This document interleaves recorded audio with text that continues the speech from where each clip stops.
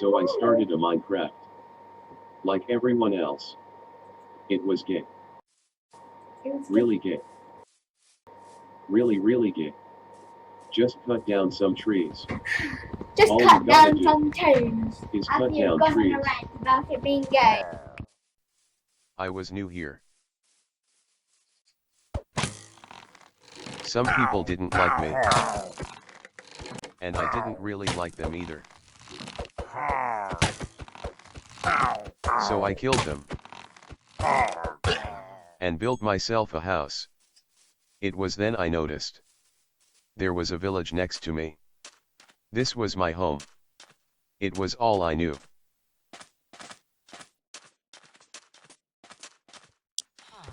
I stole myself a little house. The locals didn't mind. But there was always some dumb creeper.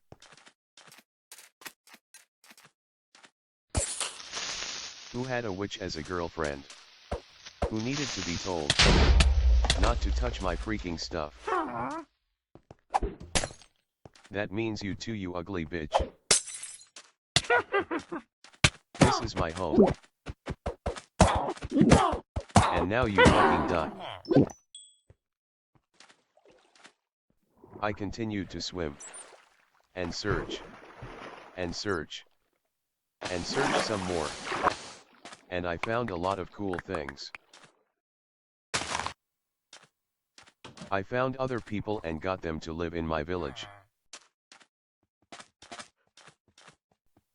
It was then I found my best friends. But I continued to work. And build bigger, more complex farms to feed a growing village. Day and night I worked to make the village bigger, better, and safer for everybody.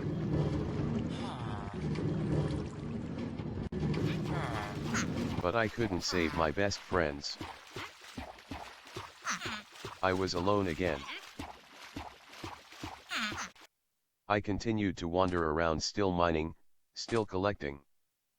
It was now I wanted the world to burn. And it wouldn't be long before I had completely lost my mind. And I would burn this motherfucker down.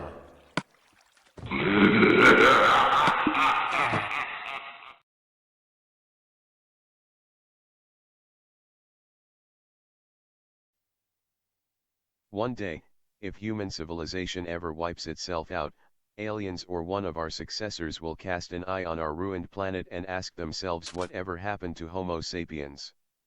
Their answer might look a little like this. The root cause won't be the specific catastrophe, conflict, or devastation that eradicates us. The problem will begin with the architecture of the human brain.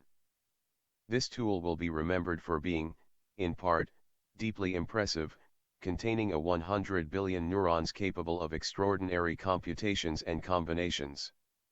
However, our alien friends will also note that the human mind contained another component. Very influential but far less impressive. Known as the reptilian brain, an aggressive, lustful, impulsive section of machinery, with a great deal more in common with what might be found in a hyena or a small rodent. Because of this reptilian brain, Homo sapiens ended up with grave problems. For many generations, these three flaws were more or less endured. Certain institutions were invented to attenuate them. The law, sound government, education, science. It worked, sort of. Humans kept wiping out swathes of their fellows, but they didn't scupper the species as a whole. What caused the ultimate destruction was the increasing yet untrammeled power of the neocortex.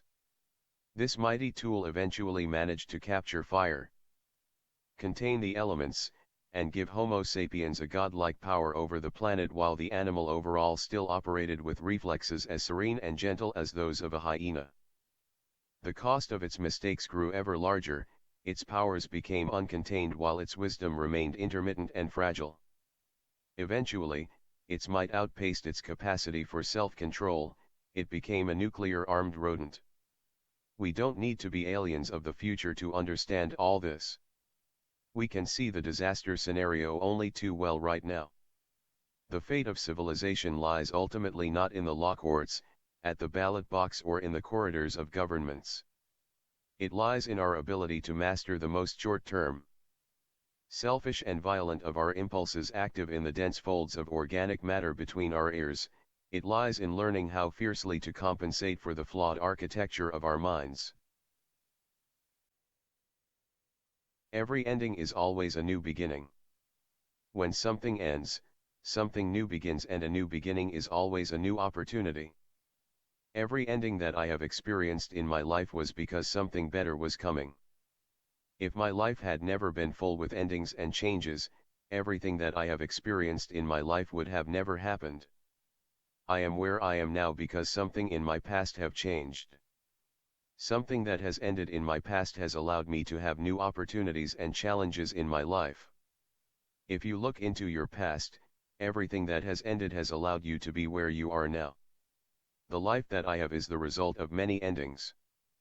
As someone before me said, for I consider that the sufferings of this present time are not worth comparing with the glory that is to be revealed to us.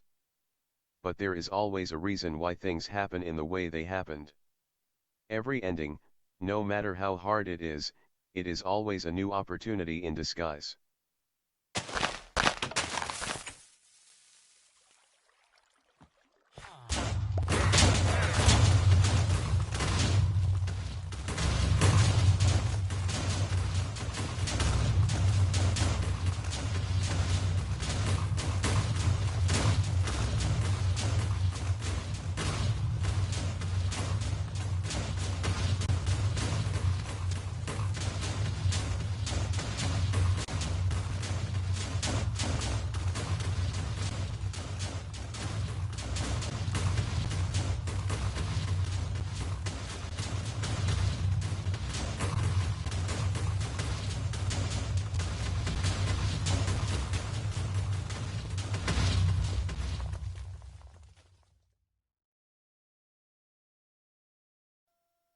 And with that, it is done. What was once my home, my village, my castle, my farm, and even my friends, are now just a large hole in the ground. No one will ever know that any of this was ever here. And likely nobody will care.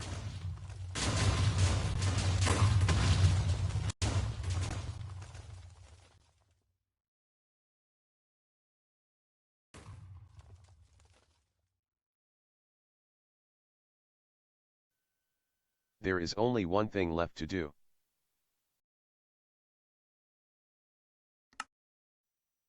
I must finally delete this hellhole. Finish the job once and for all.